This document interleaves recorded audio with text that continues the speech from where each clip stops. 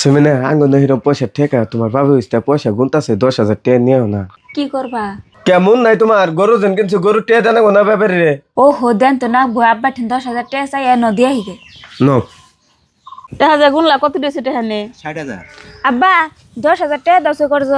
টেহা থাও না তোকে যে টেহা দিমু কে আব্বা বুঝে না তোমার হাতে টাকা কোন থেকে 10,000 টাকা আঙ্গো দাও কে তোরা টেহা দিয়ে কি করবি? তুঙ্গ জামাই ব্যাপারীর বাড়িতে গরু কিনে থুই আছে 10,000 টাকার জন্য আনা হারতেছে না যদি 10,000 টাকা দাও তাহলে গরু ডাইনে পালুম কি কস তো কই থাকলে জায়গা নাই এবার গরু পালবার চাস আর জামাই তোমারও কই তুমি থাকো ঘর জামাই তুমি গরু পালবা কোনে রাখবা গরু এনে না মা গরু পালম না আর আমি ভুলেও গেছিলাম গাছেন আমি ঘর জামাই থাকি। ওই আহ ঘর আহ।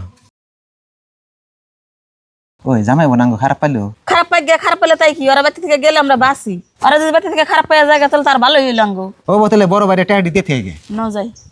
এ পেপারটা দেবন কি করছে পেপারটা নেই ফালিয়ে থুইছে আয় গেদি গেদি কি কও মা?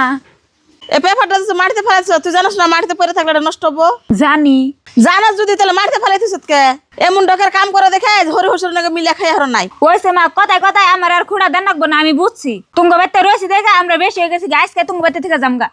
ও বোঝা তো ধরে রাখছি না আমরা হ ন জামগা আর আঙ্গুন নাগাল জানি ঘর জামাই কে থাকে না নয় এম বেবু